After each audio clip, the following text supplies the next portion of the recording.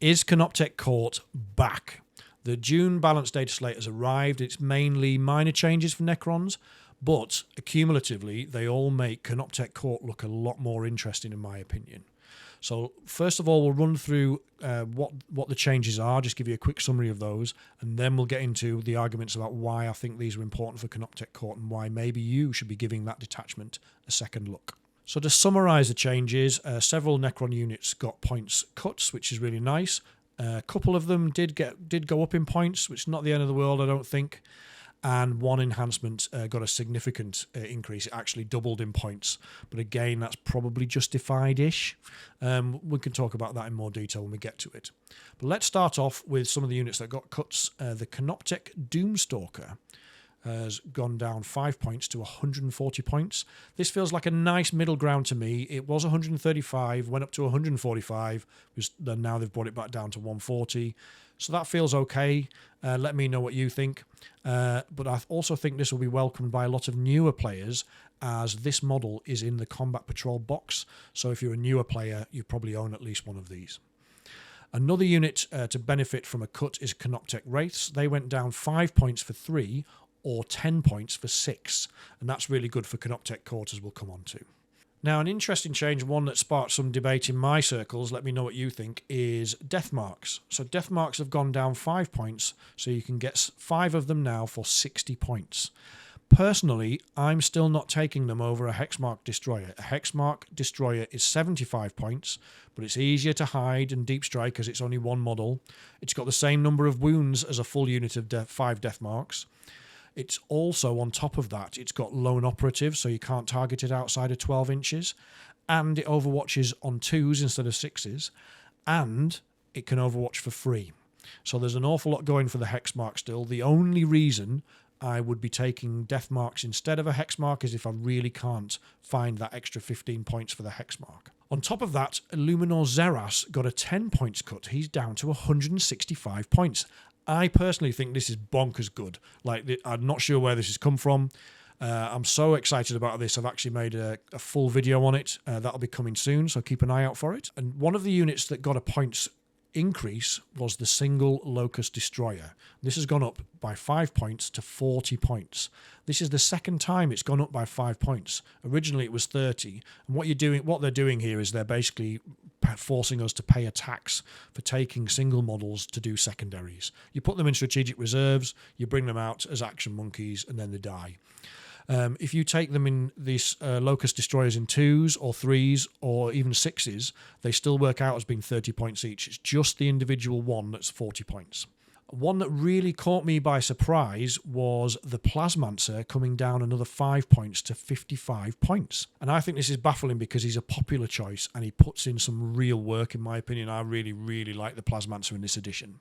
It could be maybe because he's hard to find. He's only available in the Royal Court box set at the moment. And incidentally, at the time of recording this, that box is back in stock on the Warhammer web store. So if you're watching this and it's just come out, go and get yourself one of those boxes. It's great value and there's loads of units in there that will come in handy. In fact, another one of those units that's only available in that box is the Scorpec Lord, and he went up 10 points to 90. And again, I think this is probably fair. He's getting a lot of play, and he's especially good in the Awakened Dynasty. Now, again, maybe you could argue 85 points is a fairer middle ground, but he's a pretty good unit. He gives a unit he's leading lethal hits, and he does a mini tank shock on the charge as well, provided you don't roll ones when you're trying to do that, like I always seem to do. 3 games on the bounce now, he's rolled a 1 when he does his tank. He does his mortal wounds on a 2-up. Anyway, enough about that. Another one that surprised me was a nice little cut to the Technomancer. He's gone down 5 points to 80, and again, this is GW probably admitting they nerfed him a little bit too hard, in my opinion, the last time. And then the last one to note is in Awakened Dynasty, the enhancement Anegic Dermal Bond has increased by 15 points to 30. That's basically a doubling in cost. Now, it was way too cheap at 15 points because it gives the character Feel No Pain. But I think 25 points is probably more realistic. So, having run through all those changes, you might be asking, why does that impact Canoptek Court enough to make a difference? I promise you, it's not just me being sensationalist. All those points cuts add up. So let me run through them and I'll explain in a bit more detail. So 6 Wraiths and a Technomancer, that is now 15 points cheaper.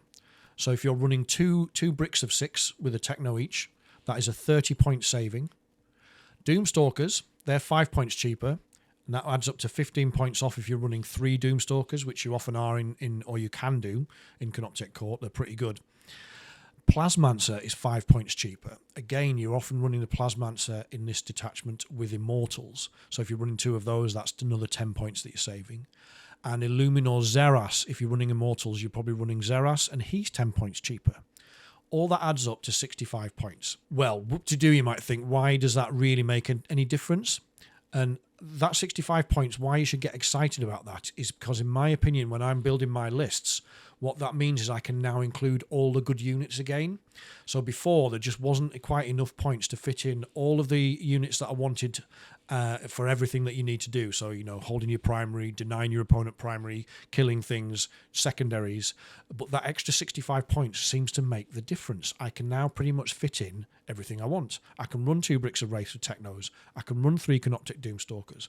I can run Xerath with a couple of units of Immortals. I can run some individual units for secondaries. So it's all looking pretty tasty in my opinion. So, is Canoptek Court back? I mean, in my opinion, it's kind of a yes and a no. We'll start with the no. I don't think it's going to become overnight the go-to competitive tournament detachment. That's not going to happen. I hope that we see more of them, more people running it at tournaments. That's obviously the idea. That's what GW wants to see, and it's definitely got some legs. But where I think it really makes a difference is to that bigger number of players that sit underneath the tournament scene, who I call casuals or the casual competitive scene. People that like to play at a reasonable level, but they are the ones who are going to benefit the most from this, in my opinion. But let me know in the comments what you think about this. Are you going to give this detachment a try based on these points cuts? Or were you already running Canoptek Court, and what difference will it make to your lists?